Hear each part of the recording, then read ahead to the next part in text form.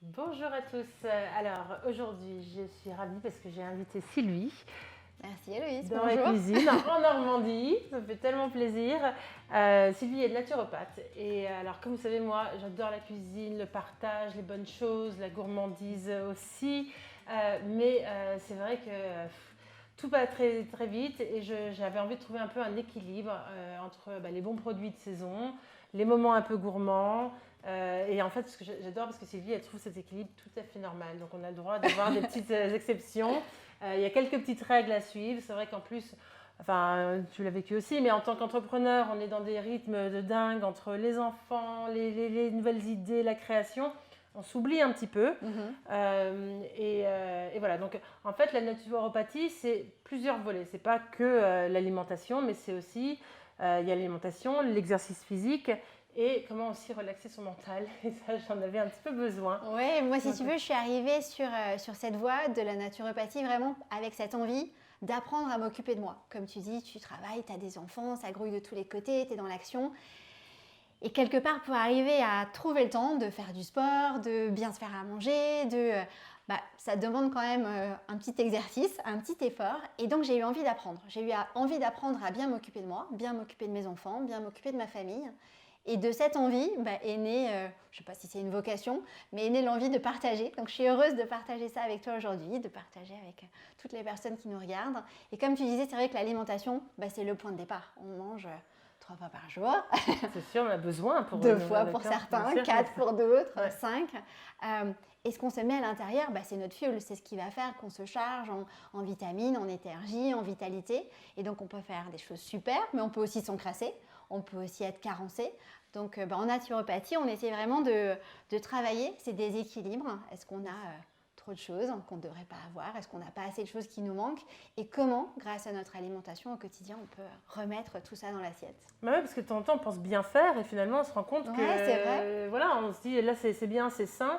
Et en fait, on perd un certain nombre de nutriments, de choses qui ne sont pas forcément bonnes pour notre corps, qui vont peut-être être bonnes pour d'autres, mais pas pour la nôtre. Donc, c'est vraiment un Ouais, ajustement je sais pour qu'on a agir. parlé des fruits ensemble, c'est super, c'est plein de bonnes choses, mais si tu attends la fin de ton repas pour les manger, tu n'auras pas peut-être le meilleur des fruits parce que ça va arriver un peu tard, ça risque de faire monter. Donc voilà, il suffit de l'apprendre, de le savoir et puis de manger les fruits au bon moment. Ouais, c'est sûr, mais je sais que moi, depuis notre première rencontre, j'en avais fait tout un bilan ensemble. J'ai reçu 16 pages de programme, etc.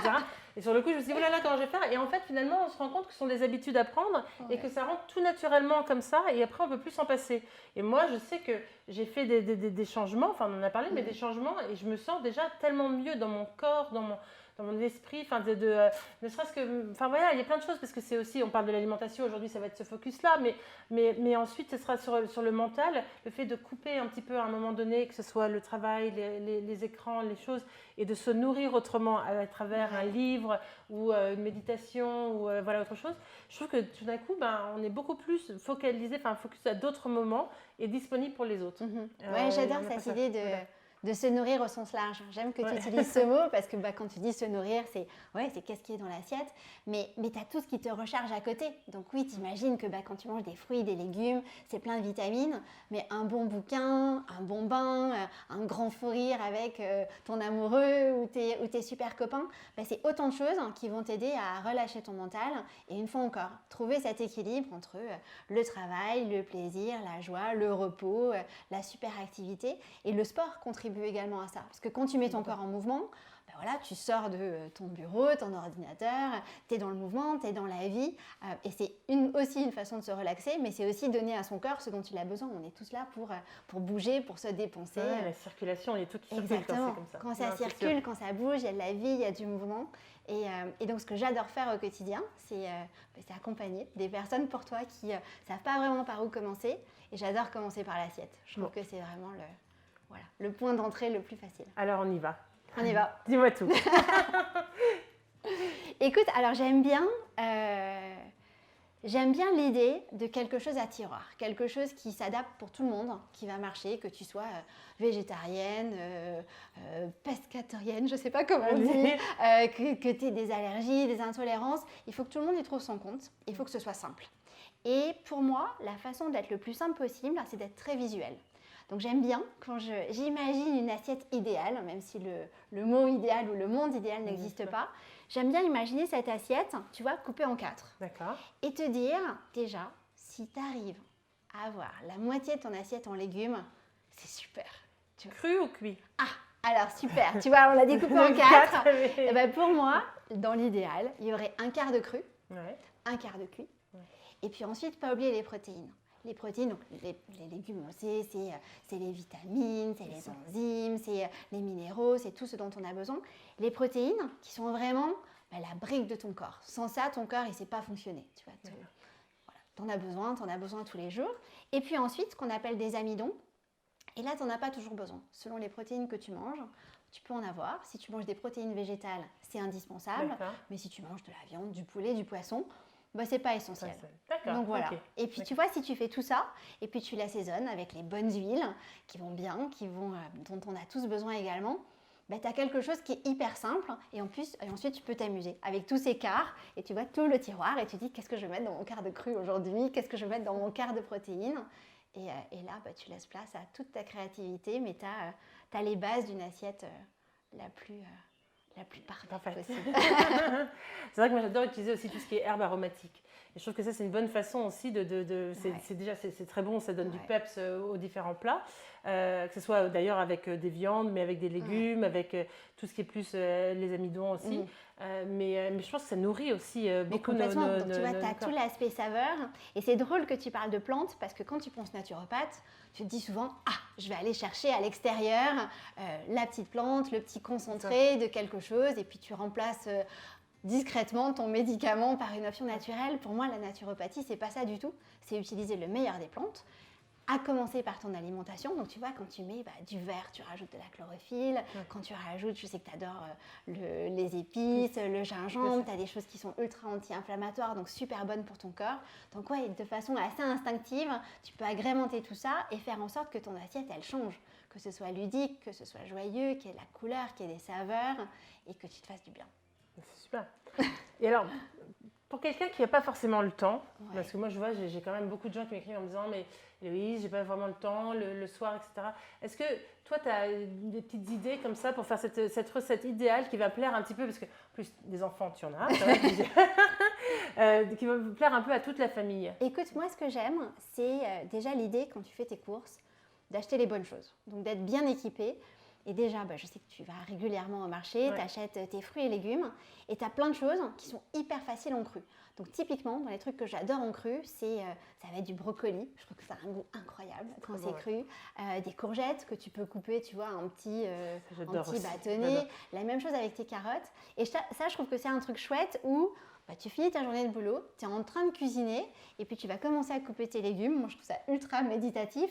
Mais tu vois, tu peux commencer à croquer, manger du cru. Oui. Et donc, ce cru, ce qu'il va t'apporter, c'est beaucoup de vitamines, beaucoup d'enzymes, beaucoup de fibres. Je ne sais pas si tu as remarqué, mais quand tu manges des légumes crus, tu as le ventre qui est assez vite un peu plein. Donc, c'est aussi une façon peut-être de manger un petit peu moins parce que c'est chargé d'eau et c'est chargé de fibres. Et donc, tu vois, ces petits, je veux dire, carottes, courgettes, des radis quand c'est la saison, du brocoli que tu peux tout de suite, tu vois, tremper dans un petit houmous, donc un houmous de pois chiches, un houmous de lentilles. Tu peux avoir le temps de les faire, mais tu peux en trouver des super bien également tout prêts.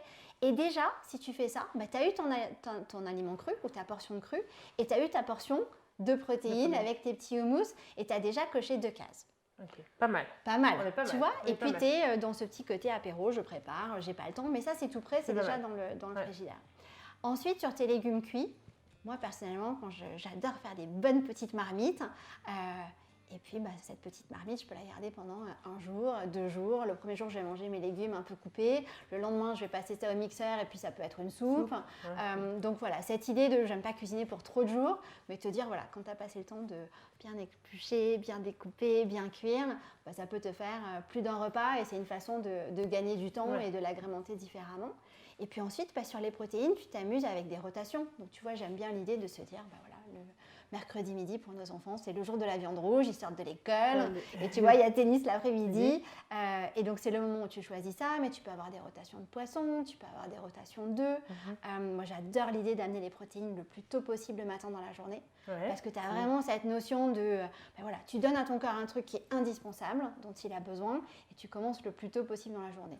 Donc voilà, tu fais ta petite rotation de protéines. Et puis sur tes amidons, tu as tout plein d'options. Tu as le riz, tu as les pâtes, mais tu as toute forme de céréales, du quinoa, de l'amarante, du millet. Et donc cette même idée, tu vois, d'ouvrir le tiroir et te dire de quel goût, de quelle saveur j'ai envie d'avoir. Et là, l'astuce pour que ça cuise moins longtemps, c'est de faire tremper. Donc tu vois, si tu fais tremper ton riz la nuit avant de le cuisiner ou quelques heures avant de le cuisiner, tu t'occupes de rien, tu le mets dans l'eau, tu peux diviser ton temps de cuisson par 2. Ah, incroyable, je ne savais pas ça, donc j'apprends des choses. Donc voilà, donc tu vois, et après tu es vraiment dans l'assemblage et d'un repas sur l'autre ou d'un jour sur l'autre, voilà, tout ce même tiroir de l'assiette et puis tu le remplis avec. Et les modes de cuisson, alors qu'est-ce qui est au niveau des légumes? Écoute, alors moi je suis une grande fan de la cuisson vapeur, tu vois, cuisson vapeur douce. Parce que c'est là où tu vas le moins dénaturer. Déjà, ce qu'il faut savoir, c'est que dans la peau de tes légumes, c'est là où tu as toutes les vitamines. Ça, j'ai entendu toute ma vie. Voilà. Mais c'est aussi là où tu as tous les pesticides. Ouais. Donc, si tu peux les acheter bio, déjà, tu vas limiter les dégâts. Mais ce que tu vas faire quand tu vas les cuire, typiquement, tu vois, dans un vitaliseur, tu as ton bac d'eau qui est en dessous. Tu gardes tes légumes sur un petit tamis au-dessus. Et puis, ce qui n'est pas bon, ça va tomber dans l'eau. Donc, surtout, tu ne la réutilises pas pour un bouillon de soupe ou pour quoi que ce soit. Et tu vas garder tes légumes et tu essaies d'avoir le meilleur. Et ça, en termes de cuisson, c'est aussi le plus rapide. Donc, au moins tu vas cuire les choses, au plus tu vas garder un maximum de nutriments. Et voilà, cette cuisson vapeur, moi, c'est une cuisson que j'aime beaucoup. Moi, j'adore les rôtir aussi. Voilà, mais après, tu peux jouer avec les goûts. Et donc, c'est cette idée que tous les jours, tes légumes n'ont pas besoin d'être les mêmes. Donc, je ne te dis pas de faire du vitaliseur, tu vois, tous les repas. Le four, c'est super aussi, avec des petits gratins ou les faire rissoler dans une chouette huile d'olive. Exactement, la planche à l'été. Donc, voilà, c'est vraiment au gré de tes envies. Mais voilà, s'il y en a une que je préfère et qui est la plus santé, c'est le vitaliseur ou le cru. Mais ensuite, tout est permis tant que tu gardes ta moitié d'assiette avec des légumes, c'est bon. C'est sûr. Et tout ce qui est, par exemple, parce qu'en France, quand même, on aime bien le bon pain, le fromage, etc. Est-ce que tu as des conseils par rapport à ça pour à quel moment est-ce qu'on fait entrer ces parties-là pour des gens pour qui ça semble Mais bien sûr. Inimaginable de ne pas les avoir à table, quoi. Donc, j'adore le pain. Donc, ce que j'essaie d'éliminer, c'est du moins bon pain. Donc déjà, le pain de mie, on essaie de faire en sorte qu'il ne rentre pas dans la maison. Et avec des enfants, c'est pas facile. Mais je te dis, OK, il y a un code barre, il y a plein d'ingrédients que je ne connais pas. Donc je vais essayer que ça ne rentre pas dans les placards.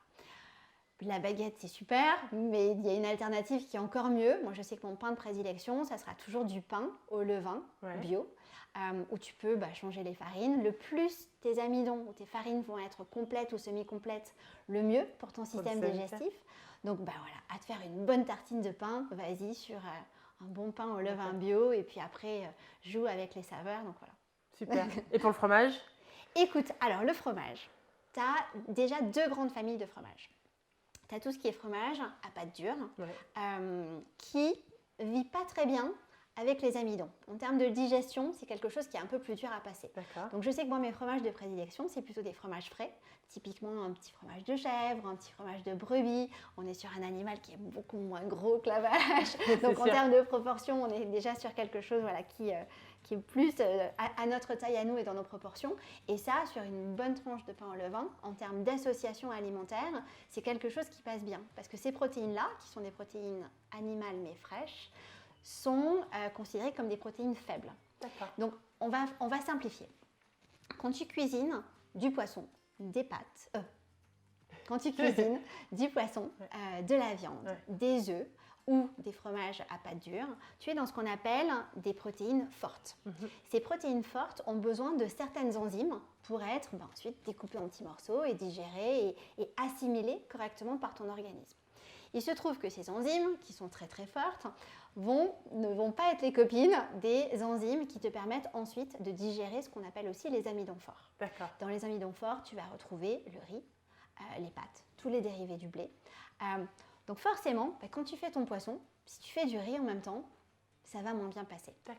En termes de digestion, tu peux être plus vite ballonné, tu vas avoir ces sensations de ventre enflé, de trucs pas très confortables. Par contre, si quand tu fais ton poisson, tu le mélanges avec des pommes de terre, qui sont considérées comme des amidons faibles, en termes de digestion, ça sera beaucoup plus agréable. Ah, c'est dingue. Alors que moi, j'aurais complètement pensé que le riz allait être plus diététique, enfin mieux pour le corps que les pommes de terre. Tu vois, le jour où tu manges du riz, qui est super bon pour le corps, si tu le prends semi-complet, c'est génial, tu vas plutôt choisir une association de protéines végétales, typiquement des lentilles, des pois chiches, des haricots rouges ou des haricots noirs, tu vois, quelque chose qui... On a tout changé là. Alors, ça ne veut pas dire ne jamais faire ça. Non, mais c'est intéressant. Mais tu vois, dans une optique, alors j'ai beaucoup de clients qui sont dans une optique de minceur, par exemple, qui cherchent à perdre des petits kilos superflus. Ce principe d'association alimentaire, à ce moment-là, il est très important parce que quelque chose va perdre. Si tu arrives bien à digérer la viande, mais que tu n'arrives pas bien à digérer le blé, qu'est-ce qui se passe? Ça va fermenter, ça va faire des choses qui ne se passent pas bien. Et ça ne veut pas dire que de temps en temps, tu ne peux pas manger ton poisson avec ton riz. Mais quand tu es dans une optique, voilà, plutôt ventre plat, plutôt te sentir bien et plutôt faire en sorte que tu aies une digestion qui soit légère et facile, c'est quelque chose que tu ne vas pas mélanger. Et si tu le sais, et si tu as ça comme automatisme, tu vas cuisiner en fonction. Mais ça ne veut pas dire que tu ne peux jamais le faire. Oui, bien sûr. Voilà. Le monde est fait d'exceptions. Et alors, moi, j'ai entendu tout, n'importe quoi, mais par rapport à l'eau, en fait. On me dit qu'il faut boire plutôt en dehors des repas. Qu'au repas, il ne faut mieux pas boire d'eau du tout. C'est quelque chose Écoute, c'est cette même idée. Tu vois, quand tu es en train d'ingérer les aliments, ça passe d'aliments à nutriments à l'intérieur de ton corps. Et donc, tu as plein de petites choses qui se passent pour découper tout ce que tu manges en choses assimilables par tes cellules et par ton organisme. Quand tu mets de l'eau dans ton organisme à ce moment-là, tu dilues un petit peu tout ce qui est en train de se passer. Donc le bon moment pour boire, c'est avant les repas ou attendre 2 heures après les repas. Et j'adore cette question parce que souvent quand on a faim, on confond la faim avec de la soif. On m'a dit ça, à 17h. Ouais. À 17h, on me dit que tu as envie de faim, mais en fait, il faut boire. Donc j'ai envie de te dire, voilà, déjà, boire c'est hyper important pour l'organisme, pas pour ce que ça apporte à l'organisme et pour ce que ça emporte. Donc on parlait de mouvement tout à l'heure, quand on parlait du sport, l'eau c'est vraiment ce qui va permettre de faire circuler, de faire en sorte que ça se passe bien. Et c'est vrai que le moment des repas, c'est pas le moment idéal parce qu'il se passe déjà beaucoup de choses à l'intérieur de toi. Tu n'as pas besoin de diluer tes sucs gastriques et toutes tes petites enzymes qui ont du gros boulot à ce moment-là. Donc voilà, c'est pas le meilleur moment pour ajouter de l'eau. C'est vrai que surtout, moi je vois, dans mes copines et tout, il y en a beaucoup qui pensent qu'en buvant beaucoup d'eau, de l'eau, elles vont faire de la rétention d'eau. Alors que c'est pas forcément, là c'est plutôt ça va retirer un peu toutes les toxines, tout nettoyer. Exactement, la rétention d'eau va être typiquement un corps qui est relativement acidifié, donc un corps qui va retenir, donc typiquement tu vois les protéines animales ont tendance à être acidifiantes pour le corps, donc un excès peut générer tu vois cette acidité qui va générer de la rétention d'eau. Les excès de sucreries vont également être très acidifiants pour le corps, et ça aussi, mais donc l'eau au contraire, va aider à créer du mouvement et faire circuler. Mais cette eau, c'est pas n'importe laquelle. Tu vois, si tu as une eau qui est très minéralisée, tu vois, comme une eau pétillante, chargée en minéraux, tu vas pas avoir la meilleure chose pour ton organisme. Donc moi, j'aime bien les eaux qui sont faiblement minéralisées. Alors quand tu retournes l'étiquette, c'est un peu technique, mais tu as la teneur en minéraux et j'essaie de faire en sorte que ce résidu sec, qui est la façon de le mesurer, soit, on va dire, en dessous de 180, tu vois, quand tu regardes le petit chiffre. Et là, tu sais que tu as une eau qui est peu minéralisée, donc tu vas continuer à bien tout faire circuler. Donc, quelque part, il vaut mieux acheter son eau quand même en bouteille que de boire celle du robinet. Oui. Oui, dans un monde idéal, oui, mais après, tu vois, tu as du plastique, donc les bouteilles en plastique, c'est pas bien. Te faire livrer des bouteilles en verre, c'est quand même pas super non plus, même si c'est recyclable à l'infini. Donc, tu as plein de choses aujourd'hui qui existent pour arriver à purifier ton eau du robinet. Tu peux utiliser, tu vois, des choses comme du charbon. Du charbon, oui. Tu vois, différents types de billes, des pierres également, des cristaux. Donc, voilà, chacun sa méthode pour que ça fonctionne. Mais ce qui est sûr, c'est qu'il faut en boire. Donc, ne pas se dire, oh là là, il n'y a aucune eau qui est bien. Non. Le fait de boire est bien, c'est hyper important. Et alors Sylvie, les desserts, ça se passe comment chez toi? Parce que les fruits, pas après, comment on fait? Écoute, alors j'adore les desserts. J'adore les desserts et je fais de tes recettes. Donc pour moi, le bon moment pour quelque chose de sucré, c'est le goûter. Dissocier des repas. Tu vois, quand tu fais un bon repas, si ton assiette elle est bien remplie, tu as bien mangé, tu n'as pas forcément besoin de quelque chose de sucré. C'est plutôt le moment où ça risque aussi de fermenter et de faire pas ce qu'il faut. Par contre, le goûter, ça peut être le parfait moment pour les fruits, bien sûr, mais pour les gâteaux maison, pour les choses, tu vois, qui sont avec des bons sucres, avec des bonnes farines, avec des voilà, plein de bons ingrédients. Les desserts sucrés que j'aime pas trop, tu sais, c'est ceux où ils sortent avec un code barre, il y a une boîte, tu retournes la liste d'ingrédients, t'en as la moitié que tu comprends pas. Ceux-là, t'essaies de pas les faire rentrer chez toi. C'est comme le pain de mie. Ouais, c'est clair. Mais chez toi, je crois qu'il rentre pas. Non, j'aime pas trop ça. Non. Mais d'ailleurs, en parlant de ça, de farine, etc., gluten, sans gluten, quels sont... Alors écoute, tu as des personnes qui sont cœliaques et pour qui le gluten, ça rentre pas dans les placards parce que ça passe pas. On est tous plus ou moins sensibles au gluten. Et ce qu'il faut savoir avec le gluten, c'est que c'est très inflammatoire.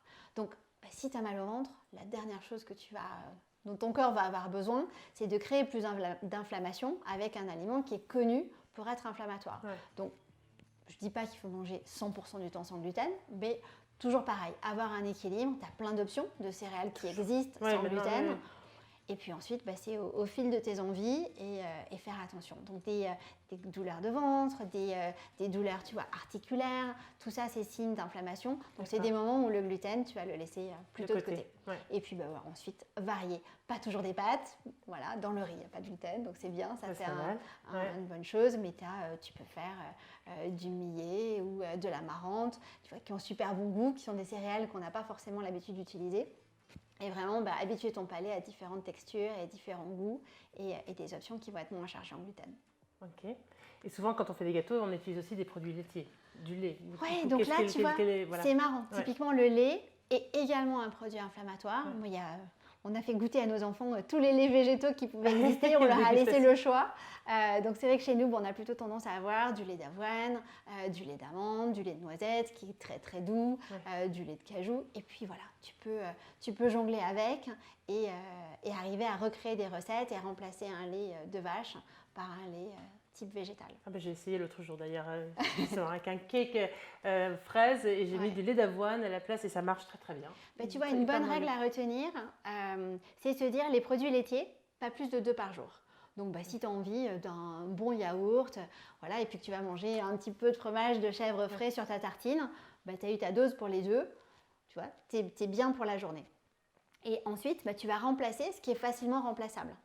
Tu as des fromages végétaux qui existent, c'est très bon, c'est une bonne alternative aussi, mais tu n'as peut-être pas envie d'avoir ça à tous les repas. Par contre, peut-être que remplacer le lait dans ton café au lait par quelque chose de végétal, tu vas voir déjà c'est beaucoup plus digeste. Et puis voilà, ça fait une dose de moins, une ration de moins dans la journée. D'accord, ok.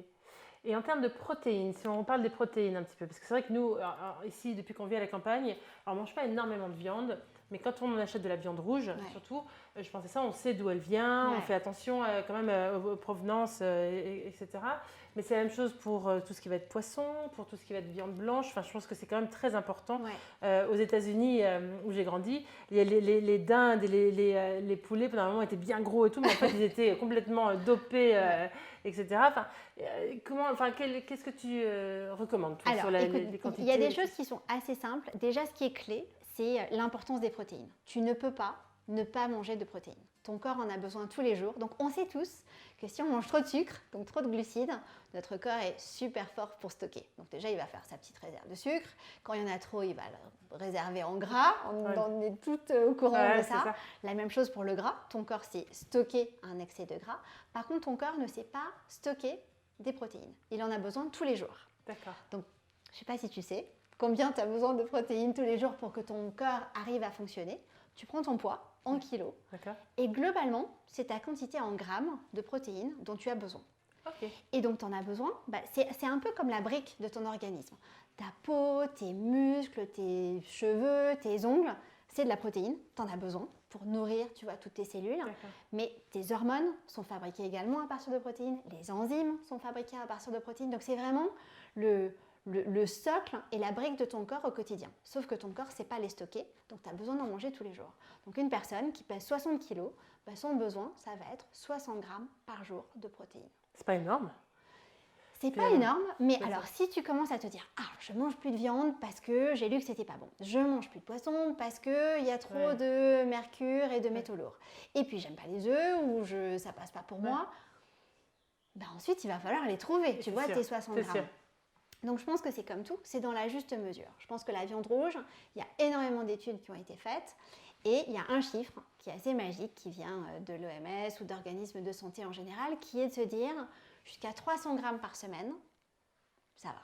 Et quelque part, tu as les bénéfices de la viande rouge, mais tu n'accumules pas les inconvénients.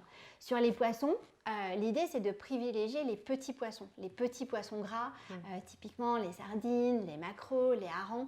Pourquoi? Parce que tu as beaucoup d'oméga 3, donc qui sont également hyper bonnes pour ton système cardiovasculaire, pour ton système nerveux, mais tu as également une forte dose de protéines. Alors, on va prendre un exemple. Tu prends ton steak de viande. Typiquement, une bonne portion, on va dire quoi? C'est 130 grammes, 140 grammes. C'est ça. Quand c'est cru. Quand tu vas le cuire, tu vas plutôt être sur 100 grammes, tu vois, une fois qu'il y a de l'eau qui est partie. Et sur ces 100 grammes de viande rouge ou de viande cuite, tu as un petit 30 grammes de protéines. Donc, si tu pèses 60 kg, il faut encore que tu en trouves 30 autres. Tu vois, ce n'est pas 100 grammes de viande égale 100 grammes de protéines. D'accord, Typiquement, le poisson, tu vas être un gros 20 grammes pour 100 grammes, tu vois, de poisson. C'est rien en fait. Je pensais que c'était tout, moi c'était toute la valeur. Ça s'additionne. Les œufs, tu prends 2 œufs. 2 œufs, tu vas avoir à peu près 13 grammes de protéines. Donc, ce qui est important, et je déteste compter, je déteste peser, les calories ne font pas partie de mon vocabulaire et la balance quand je cuisine non plus, j'aime bien être plutôt dans l'improvisation. Par contre, c'est important de se rendre compte de la quantité de protéines dont on a besoin. Et c'est pour ça, quand on parlait au tout début, tu vois, de l'assiette qui est divisée en 4, ben moi, ce que je me dis, c'est que si tu as un quart de ton assiette, midi et soir, qui est rempli de protéines, ben déjà, tu vas donner à ton corps ce qu'il faut. Et là où c'est important également, c'est d'amener ces protéines dès le matin. Donc, les petits déjeuners, j'avais posé les petits déjeuners. Alors, tu vois, quand tu commences avec ton petit déjeuner, tu as un croissant, une baguette, du beurre, de la confiture, bah, tu vas donner beaucoup de glucides à ton corps. Tout ce qu'il a en trop, il va le stocker. À des endroits où on n'a pas envie qu'il le stocke. Et par contre, bah, dès le début de la journée, tu ne donnes pas à ton corps le truc dont il a hyper besoin. Cette protéine qui est sa brique. Tu vois, j'aime bien prendre l'image de la maison. Imagine, tu te lèves le matin, tu as ta maison, tu as tes meubles, tu as ton sol, tu as ton toit, mais tu n'as pas de mur. Tes murs sont pas là. Les briques, tu vois, qui font que bah, tu es protégé des intempéries, tes voisins, elles sont pas là. Donc, qu'est-ce que tu fais? Bah, tu vois, tu commences à les poser, puis tu fais monter tes murs. Et puis, en fin de journée, où le plus tôt toutes tes briques sont là, le plus tu es tranquille dans ta petite maison et tout va bien, tout fonctionne bien. Si tu attends le déjeuner ou le dîner pour amener des protéines dans ton assiette, bah, ton corps, il lui manque un peu un truc dont il a besoin pour fonctionner. Donc moi, j'adore les amener dès le matin. Alors, c'est pas toujours évident parce que tu as plein de personnes pour qui le petit déjeuner, c'est forcément sucré. Donc, pour celles qui aiment le salé, allez-y, tu vois, sur les œufs, la petite tartine dont on parlait, tu vois, de bon pain avec un fromage frais, des petites graines germées par-dessus. Voilà, il faut avoir envie de salé. Mais dans le sucré, tu as des alternatives qui sont assez protéinées. Tu vois, on parlait de céréales tout à l'heure, dans les flocons d'avoine, dans le son d'avoine, dans les graines de chia, mais également dans les oléagineux. Donc, tu vois, les amandes ou les beurres d'amande. Donc, tu peux te faire un petit bol le matin qui va avoir ce goût sucré, mais où tu vas faire attention à la quantité de protéines. Et si on ne mange pas le matin? Et si on ne mange pas le matin, il n'y a pas de souci. Si on ne mange pas le matin et qu'on ne ressent pas la faim, c'est ça. Bah, je trouve ça mieux de ne pas manger parce que tu as ton corps qui te connaît hyper bien, qui sait exactement ce dont il a besoin et t'envoie le signal, là, j'ai pas besoin. Donc, tu vas avoir un repos digestif qui va être un peu plus long. Et puis, bah, peut-être que ton heure de déjeuner, elle va être un peu plus tôt. 11h, 11h30, midi, quand ça commence à gargouiller. Et là, bah, voilà, place aux protéines, un bon quart dans l'assiette pour avoir ta dose et pour avoir le nombre de grammes qui fait que ton corps arrive à fonctionner. Parce que c'est vrai que moi, je vois même quand on va à l'hôtel ou quand ils nous servent des petits déjeuners, les viennoiseries, les choses, le jus d'orange, c'est terrible. En fait, je me sens tellement mal après tout ça que je préfère juste avoir un thé ou mon café avec du lait d'avoine et un peu de cannelle ou autre. Mais c'est vrai qu'en fait, c'est beau à voir. Il y a le côté en fait, de toute cette gourmandise, mais je me sens jamais très bien après. Et j'ai souvent, si on le prend, du coup, j'ai refaim 1 heure, 1h30 après. Donc en fait, c'est nul. Bah, le sucre appelle le sucre. Donc, tu vois, si tu commences ta journée avec du sucre, la probabilité que tu en aies de plus en plus envie dans la journée, alors qu'il te manque vraiment ce qui va faire que bah, tu te sens bien rempli, bien dans tes baskets, bien ancré, bien prêt à affronter la journée, ben ouais, tu as quelque chose qui manque. Donc, tu vois, typiquement, ces petits déjeuners que j'adore aussi, tu vois, bah, c'est bien de se dire, bah, c'est l'exception, c'est le plaisir, c'est le week-end. Et là, pour le coup, quand tu le fais sans culpabilité. Tu vois, tu vas tartiner ta baguette si tu en as envie, ta confiture si tu en as envie, manger ton croissant si tu en as envie, et c'est un vrai moment de plaisir. Mais bah, si c'est ton petit déjeuner tous les matins, quelque part, tu vas créer de l'acidité, de l'inflammation, et donc tu ne vas pas donner à ton corps ce dont il a besoin pour fonctionner de façon optimale. Super. Est-ce que tu as d'autres conseils par rapport à notre assiette et l'alimentation Écoute, on idéale, parlait viande et tu vois, je te disais 300 grammes de viande rouge maximum. Par contre, sur la viande blanche ou la volaille, bah, tu vois, c'est une super bonne source de protéines. La charcuterie, j'ai envie de te dire. La charcuterie, oui, c'est vrai que c'est une vraie Tu question. vois, Ça, c'est le truc, c'est hyper facile. Les apéros, la laitée, comment? Ouais, donc là, c'est pareil. Tu vois, le chiffre à retenir, c'est 150 grammes. 150 grammes de par semaine. Par semaine. Pas par apéro. 150 grammes, tu vois, ça va vite, c'est 3 tranches de jambon. Donc quand tu te dis, oh, pour les enfants, machin, voilà, 1-2 tranches de jambon, c'est des protéines, c'est bien. Oui, sauf que bah, c'est pareil, tu as un bon code barre derrière, tu as une grande liste d'ingrédients où tu ne comprends pas tout ce qui est dedans.